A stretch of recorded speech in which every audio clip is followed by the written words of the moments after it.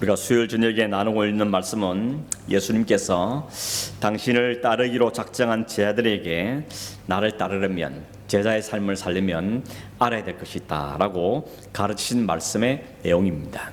비슷한 말씀이 마태복음 5장에도 있습니다. 차이가 있다면 마태복음 5장은 제자들에게 산 위에서 가르친 말씀이라 그래서 우리는 산상설교다 이렇게 부릅니다. 반면에 이 누가복음 6장은 예수님께서 12명의 제자들을 택하신 다음에 평지에서 그들 가르친 말씀이라 그래서 비유해서 평지설교다 이렇게 부릅니다. 마태복음 5장에는 여러분 아시는 것처럼 8가지 복이 있죠. 심령이 가난한 자는 복이 있나니, 애통하는 자는 복이 있나니, 또 이렇게 쭉 시작돼서 8가지 복에 대한 말씀들을 주십니다. 그래서 흔히 우리 그걸 팔복이다 이렇게 말하죠. 이 누가복음 6장에는 8가지를 말씀하긴 하는데 8가지 복이 아니고 4가지는 복, 4가지는 화에 대해서 말씀합니다. 그래서 4가지 복은 뭔가 하면 가난한 자, 줄인 자, 우는 자, 그리고 사람들에게 버림받은 자는 복이 있다 이렇게 말씀하고 있고, 화 있는 자는 어떤 사람인가 하면 반면에 부유한 자, 배부른 자, 웃는 자, 그리고 모든 사람에게 칭찬받는 자는 화가 있다 이렇게 말씀하고 있습니다. 앞에 4가지와 뒤에 4가지가 딱 반대되는 내용들을 볼 수 있습니다. 아무튼 이 2가지 말씀, 마태복음 5장이나 누가복음 6장이나 다 예수님의 가르침은 가만히 보니까 일반 세상 사람들에서 혹은 일반 세상에 가르치는 가치관과는 너무 다르다는 것을 알 수 있죠. 완전 반대입니다. 그리스도를 따른 제자의 삶은 세상의 기준과 가치관과는 반대다고, 거의 반대라고 보면 틀림없다는 것입니다. 세상은 부유하고 배가 부르고 만족해서 웃고 기쁨이 가득하고 웃음이 가득하고 모든 사람이 부러워하는 그런 칭찬받는 사람을 가르쳐서 참 사람 복도 많다 이렇게 말하지 않습니까? 돈도 많은데 자식도 잘 되고 그 가정에 웃음꽃이 늘 피고 사람들은 다 존경하고, 그게 진짜 세상에선 존경받고 부러워하는 그런 복 있는 사람이라고 인정받는 사람의 모습이죠. 그런데 예수님은 어떻게 말합니까? 가난하고 추리고 울고 사람들에게 버림받는 사람이 복 있는 사람이다 이렇게 말씀하고 있다는 것입니다. 여러분, 그러니까 누가 예수님 따르려고 그러겠습니까? 다 배부르고 웃음꽃이 활짝 피고 사람의 칭찬, 그런 삶을 살고 싶어 하지, 누가 가난하고 추리고 울고 사람의 버림받는 삶을 살고 싶어 하겠습니까? 그래서 주님은 천국에 들어간 자가 많지 않다 그럽니다. 문은 좁다 그럽니다. 길도 좁다고 말씀하는 겁니다. 이런 삶을 살기를 기뻐하는 사람이 어디 있겠습니까? 제자가 되려는 사람이 많지가 않은 것입니다. 그러나 여러분, 주님께서 말씀하신 대로 그 제자의 삶이 주님이 말씀하신 그 의미를 분명하게 뜻을 이해하게 되면, 아 그래, 이 주님의 말씀을 따르는 게 진짜 복이구나 하는 것을 깨닫게 되는 것입니다. 그걸 깨닫는 사람이 그 길을 가기를 힘쓰고, 그런 사람들이 진정한 그리스도의 제자다 그렇게 말할 수가 있는 것입니다.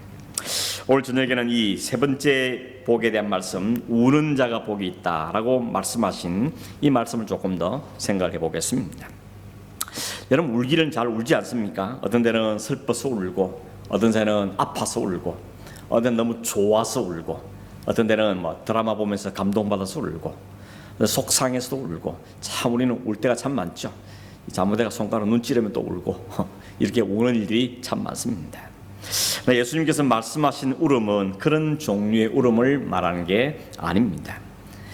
예수님 오늘 본문에서 예수님께서 말씀하신다 하신 이 운다라고 써 있는 헬라의 단어 뜻은 뭔가 하면, 내 안에 마땅히 있어야 될 것은 없고 내 안에 없어야 될 것만 가득한 걸 바라보면서 안타까워하는 마음의 상태를 운다고 말합니다. 마태복음은 이걸 애통한다고 이야기했죠. 다시 말씀드립니다.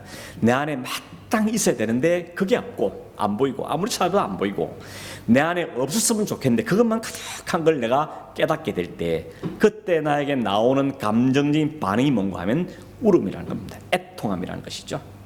이 애통은 창자가 끊어질 것 같은 애통을, 슬픔을 이야기하는 것입니다. 여러분, 내 안에 있어야 될 게 뭡니까? 아무리 찾고 와서 있어야 되는데, 이게 있어야 되는데 잘 안 보이는 건 뭘까요?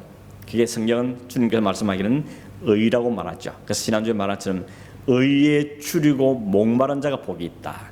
내 안에 있어야 되는 그 의가 있는지를 찾고 또 찾고 또 찾고 그 의가 내 안에 충만하길 바라는, 그게 바로 복 있는 사람의 모습이라고 그랬습니다. 그 의는 한마디로 딱 정리하면 그리스도인 거죠.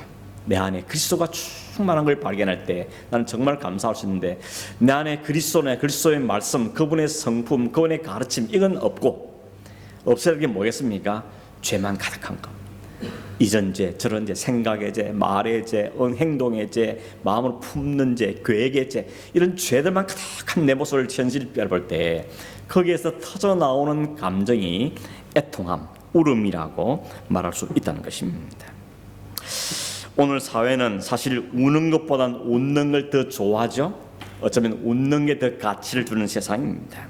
사람들이 너무 진지한 것보다는 좀 유머가 있는 사람을 좋아하죠.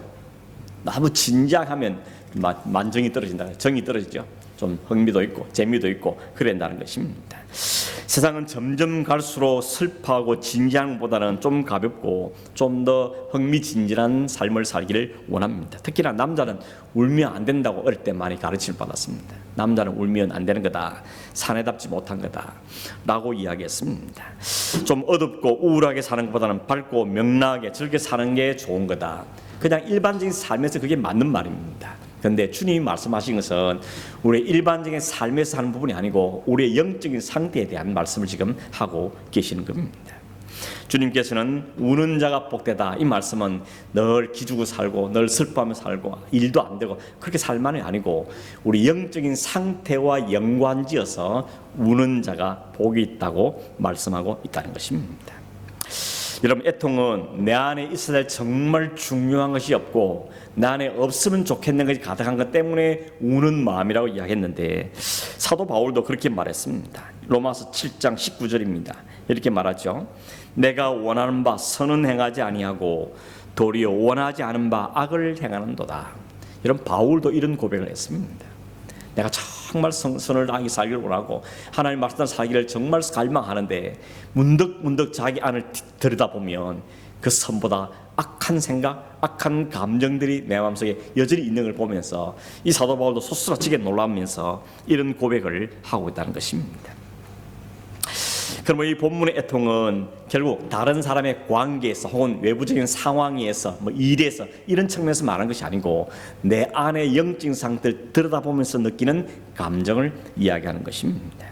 오늘 이 시대는 울어야 할 것은 울지 않고 울지 않아도 될 것에 애통하는 시대라고 설명하고 있습니다. 진짜 울어야 될 것은 울지 않고 울지 않아도 될 것에 대해서는 너무 슬퍼하고 너무 예민하게 산다는 겁니다.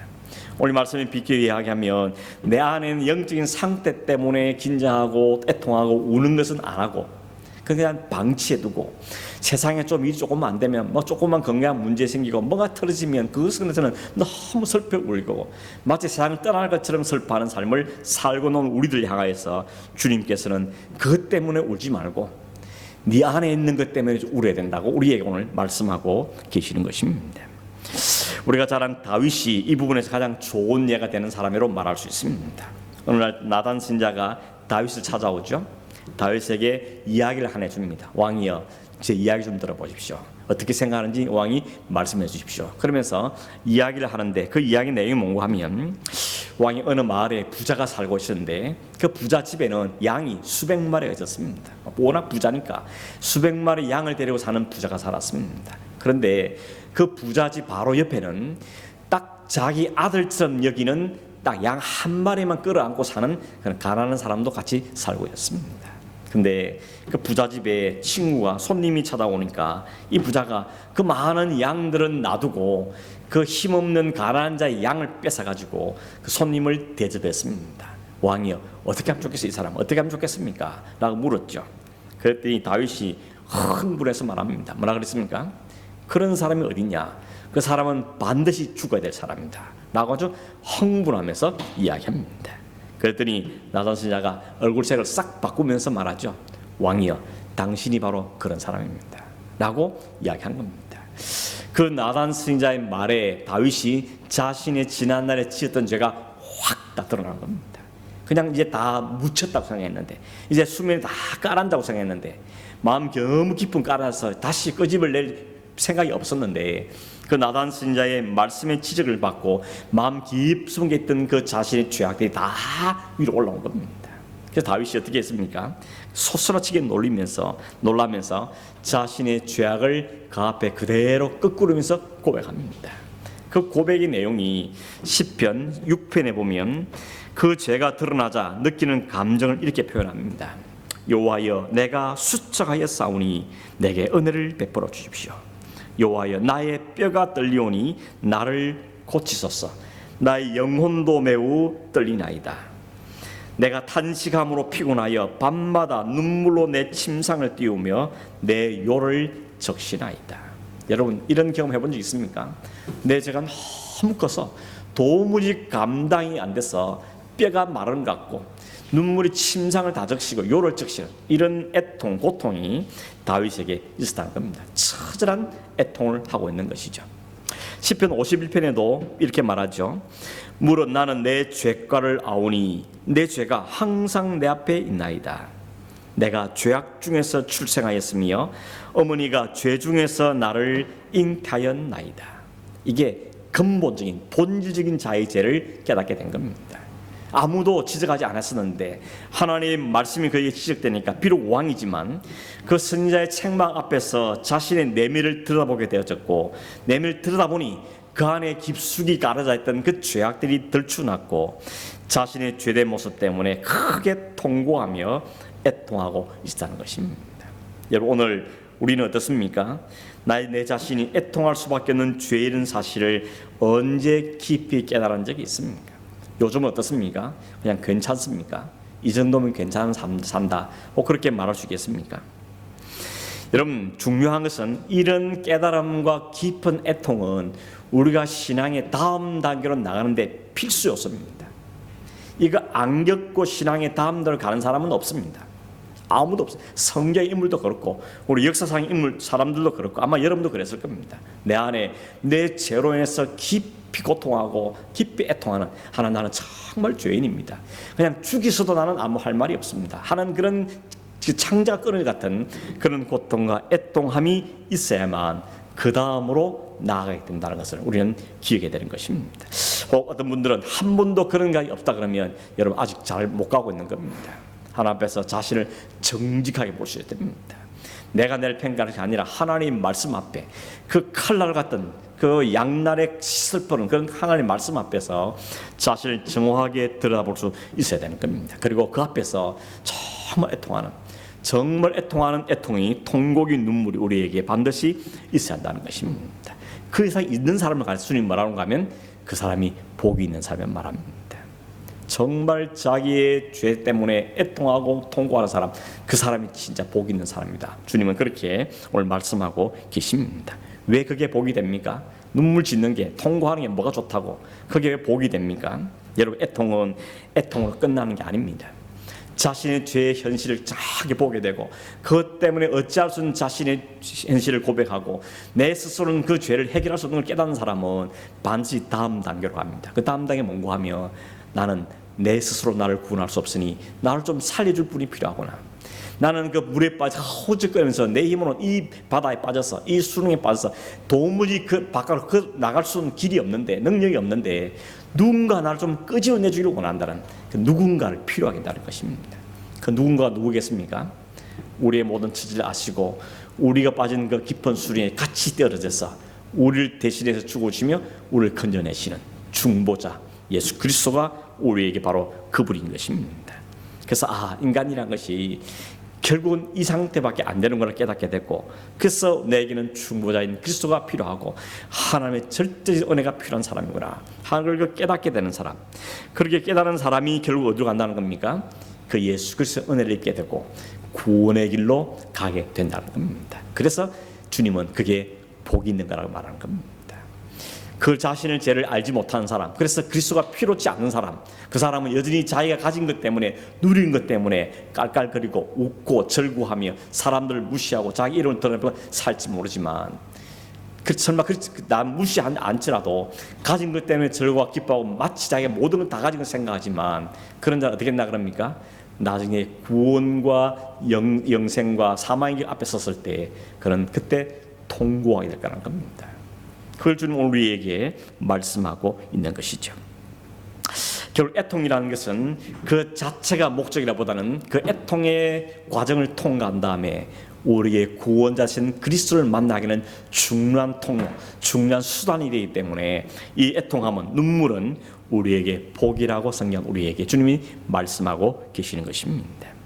애통을 통해서 우리는 회복과 생명으로 인도함을 받게 되는 중요한 통로를 지나가게 된다는 것이죠.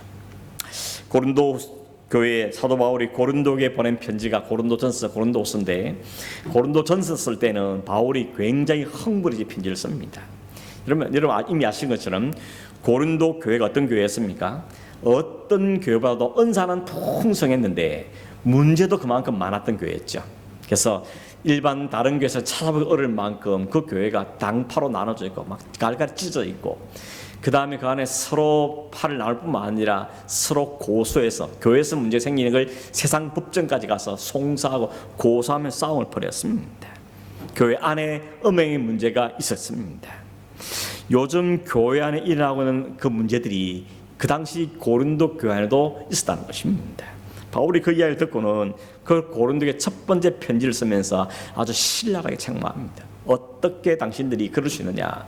어떻게 교회 안에 분파를 만들며 음행이 있고 송사를 하고 어떻게 제사를 음식을 먹고 제사에 하고 그럴 수 있냐고 아주 신랄하게 책망하는 편지를 보냈습니다. 그래서 고린도전서는 굉장히 엄격하고 엄중한 심판이 담겨있는 편지의 내용입니다. 그런데 바울이 그 편지를 보낸 다음에 후회했다 그럽니다.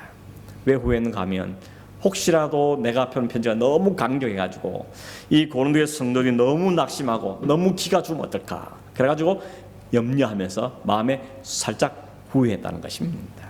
내가 좀 심하겠나 했다는 거죠.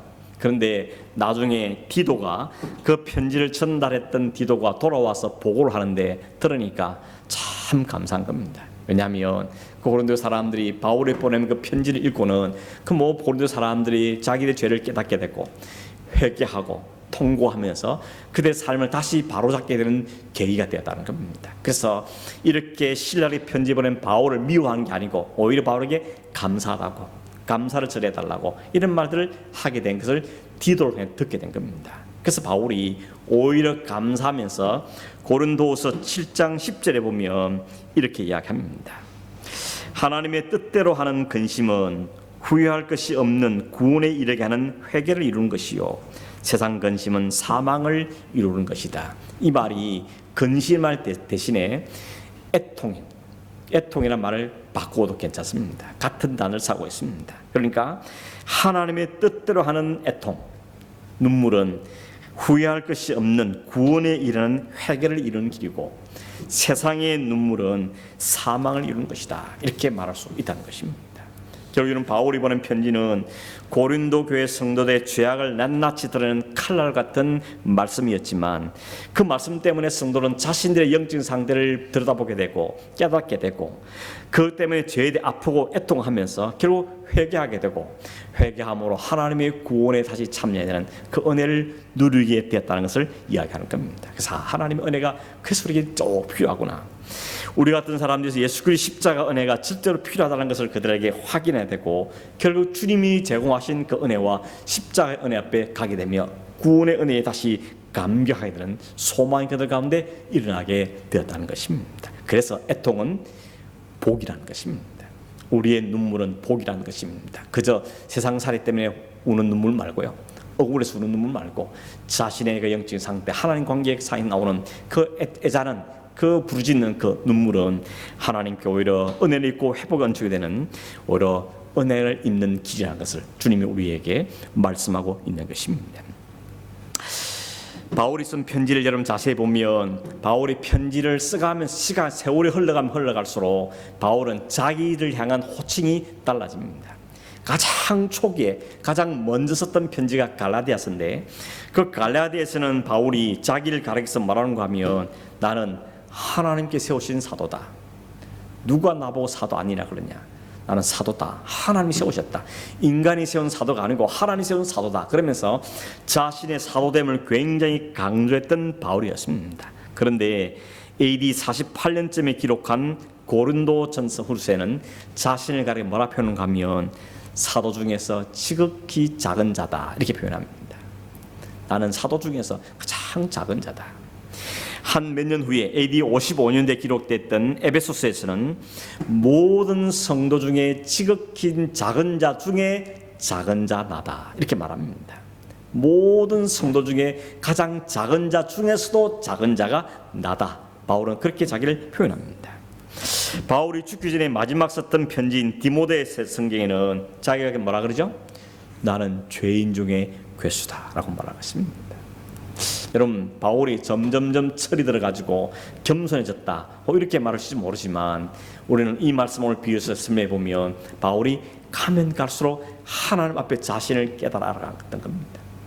처음에는 자기가 사도가 되고 교회를 막 세우고 하니까 뭔가 할 수 있는 것 같고 뭐가 대단한 사람처럼 생각했는지 모르지만 하나님 더 가까이면 가까이 갈수록 그리고 하나님 앞에서 자신 모습이 자꾸 드러나고 알아가면 알아갈수록 나는 자랑할 수 없는 존재고 오히려 나는 가장 미천한 자고 나는 죄인 중에 괴수였구나 하는 것을 점점점 깨달아 알아갔다는 것을 이 바울의 편지를 통해서 우리가 알게 되는 것입니다. 그래서 바울이 에베소서라든지 성경에서 말하는 게 뭔가 하면 우리가 예수 그리스도를 좀 더 알자, 좀 더 깊이 알고 좀 더 폭넓게 하고 좀 더 그 높으신 하나님 알고 주님을 좀 알자 라고 말합니다. 왜냐하면 주님은 알면 알수록 자신은 희미해지고 죽어져 가지만 그 안에 대신 주님으로 채워지는 충만함이 가득한 것을 바울이 경험했기 때문에 그는 그런 고백을 하고 있는 것입니다. 이게 애통을 아는 사람, 날마다 하나님께 더 가까이 가는 사람이 누리는 하나님의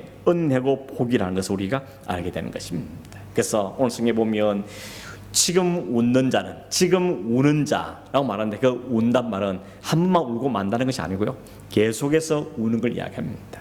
계속해서 하나님 자기 앞에 서고 또 하나님 또 쓰고 하나님 자기를 또 비추어보고 또 깨닫고 또 알아갈 때 이 사역을 우리 삶에 평생 이루어야 될 삶인 것입니다. 그렇게 안 하면 어떻게 됩니까? 것만 교만해서 자빠지는 겁니다. 바울이 그러죠. 그런 적 누구든지 선주로 생각하는 자는 넘어질까 조심해라.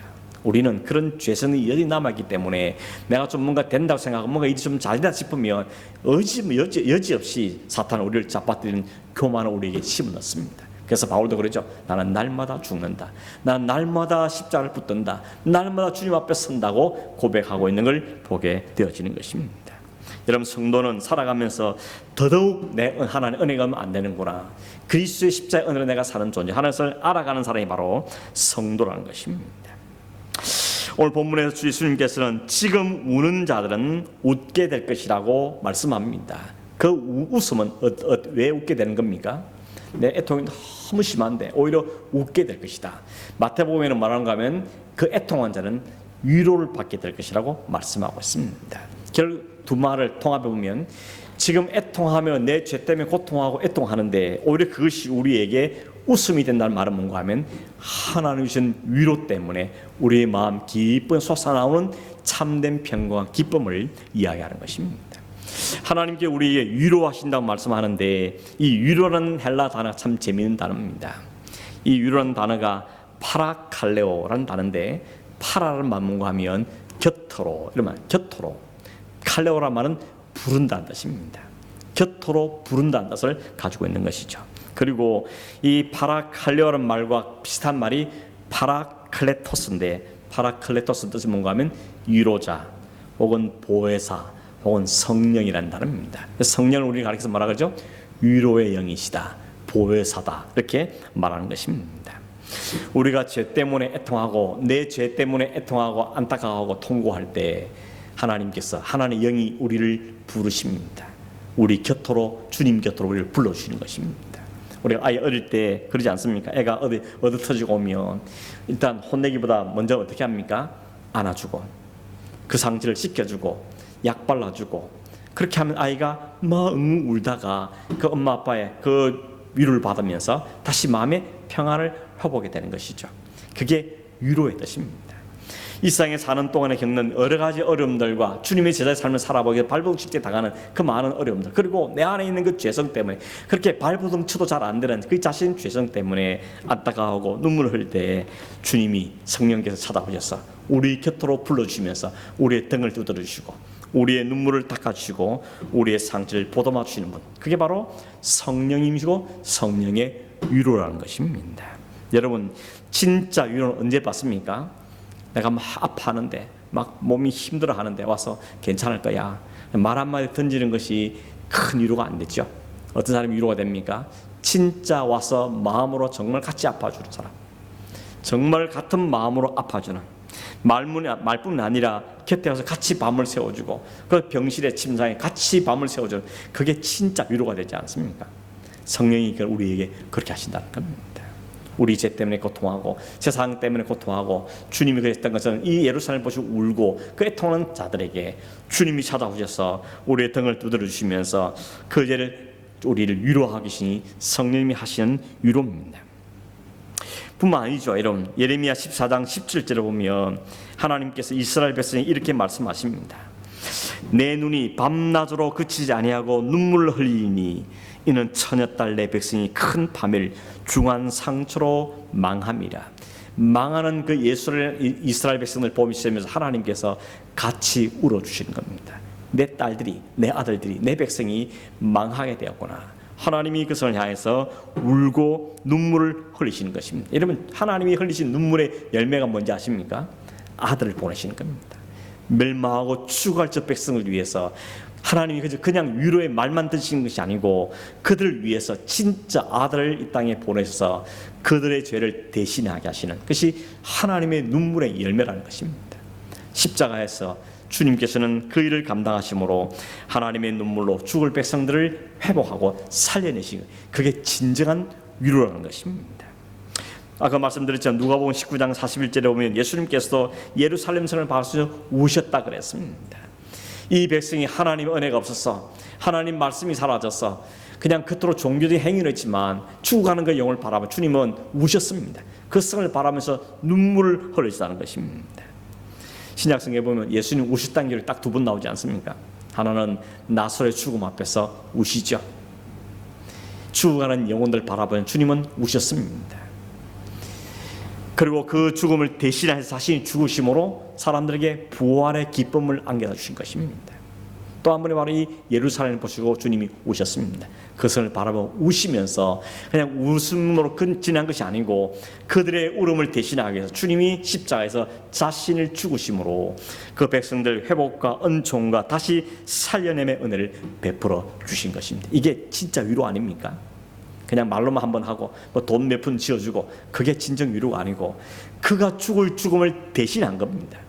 그가 당할 모든 고통을 대신 당한 겁니다. 그가 겪는 모든 소설을 다 담당해내시고 우리를 다시 살려내시고 부활의 은혜를 우리에게 허락하시고 주님과 살 수 있는 영원한 생명을 우리에게 안겨다 주시면서 부활 영원한 날을 소망해 하신 것, 그게 진정한 주님의 위로고 하나님의 위로라고 우리에게 분명하게 말씀하고 있는 것입니다. 누가 이 은혜를 없습니까?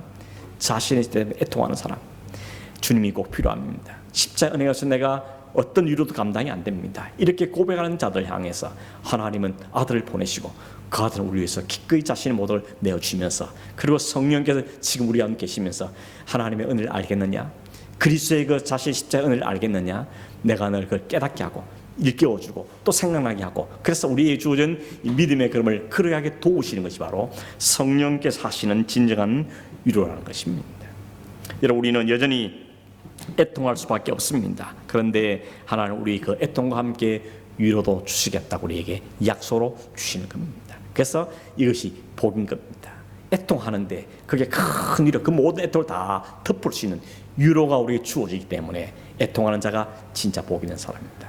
이 세상에 살면서 남들보다 잘 살기 때문에, 남들보다 좋은 직장을 가지기 때문에, 남들보다 좋은 집에 살기 때문에, 맛있는 거 먹고 살기 때문에, 혹은 좋은 차를 타기 때문에 지금은 웃을지 모르지만, 그러나 이 진정한 하나님의 은혜를 알지 못하면 장차 슬피 울 날이 올 것이라고 주님께서 우리에게 말씀하고, 그게 바로 화라고 우리에게 말씀하고 계시는 것입니다. 계시록 7장 17절에 보면 하나님만이 우리의 모든 죽음 이기게 하시고 우리의 눈물을 닦아줄 것을 말씀하시죠. 보좌 가운데 계신 어린 양이 그들의 목자가 되사 생명수 샘으로 인도하시고 하나님께서 그들의 눈에서 모든 눈물을 씻어 주실 것입니다. 너 세상 사는 동안에 참 고달프게 살았지. 너 죄 때문에 힘들고 세상의 비난과 그 때문에 힘들고 하나님 말씀 사는 데 힘들고 그렇게 살았지만 내 눈물을 다 씻겨주고 하늘에서 내 품에 안겨 살라는 그 진정한 위로의 말씀을 주실 날이 우리에게 약속되어 있음을 성경 우리에게 분명하게 말씀하고 있는 것입니다. 여러분, 우리가 이 땅에 사는 동안 특별히 그리스도의 제자로 살기를 작정하고 그 삶을 살아보겠다고 몸부림치고 마음 먹는 순간 우리의 삶은 고달픕니다. 자신이 죽어야 되기 때문에, 자신이 부정자이기 때문에, 세상의 가치관과 다르게 살아야 하기 때문에 힘든 게 사실인 겁니다. 그리스도처럼 살기 위해서는 손해도 봐야 되겠고 양보도 해야 되겠고 오해당하는 일도 있어야 된다는 것입니다. 그런데 주님은 우리에게 한 가지 분명히 약속하고 계십니다. 그러나 위로도 함께 있다. 하나님의 위로가 언제나 너를 떠나지 않는다고 말합니다. 세상 어느 누구도 줄 수 없고 무엇으로도 줄 수 없는 진정한 위로라는 것입니다. 모든 슬픔, 모든 애통, 모든 눈물을 다 덮을 수 있는, 다 채울 수 있는 넉넉한 회복과 위로라고 우리에게 말씀하고 있는 것입니다. 여러분, 기도하다가 그런 경험을 하지 않습니까? 하나님, 오늘도 아침마다 혹은 밤마다 너무 안타까워서 눈물 흘리는데 주님이 옆에 찾아오셔서 괜찮다, 내가 너 함께 있다, 내가 너길 길을 같이 가고 있다, 잘 견뎌내라 라고 말씀한 그 위로를 받을 때 우리는 애통과 눈물이 금세 찬송으로 바뀌죠. 하나님 감사합니다. 그래도 하나님 계시니 감사합니다. 그러면서 또 툴툴 들고 일어나서 그 길을 또 걸어가게 되는 것이 성도의 삶인 것입니다. 이 성도의 삶을 정말 경험해 본 사람이 알지 않습니까? 기도해보고 은혜를 누려보고 하는 회복을 경험한 사람이 그래 맞아, 이 길밖에 갈 길이 없어, 이 길이 진짜 길이야 라면서 그 길을 말씀하고 있고 우리 마음에 진정한 찬송이 터져나오게 되어지는 것입니다. 그리고 기꺼이 갑니다. 억지로 가는 게 아니고 기꺼이 갑니다. 기뻐하면서 갑니다. 몸은 힘들어도 찬송하며 가는 길이 가게 되어지는 것입니다. 주님 가신 길을 걸어가는 삶이 우리에게 있어지는 것입니다. 여러분, 오늘 이 말씀을 통하여서 여러분 삶 가운데 우리 자신을 통해서 정말 이 죄성과 이 때문에 애통한 삶이 되어야 되고 애통하는 가운데 회개가 터져나오고 이 모든 걸 위해서 그리스도께서 우리를 당하신 그 은혜를 깊이 생각할 때 그게 자체가 위로가 되고 뿐만 아니라 하나님께서 우리에게 소망을 약속해 주시고 그날 갈 때까지 성령이 우리와 함께 하시는 그 사실을 확인하면서 위로를 받고 또 위로를 받고 찬송하면서 이 남은 우리 생애들 잘 걸어가는 그런 저와 여러분 되기를 간절히 바라고 우리 모든 성도 되기를 주의 이름으로 축원합니다. 기도하겠습니다.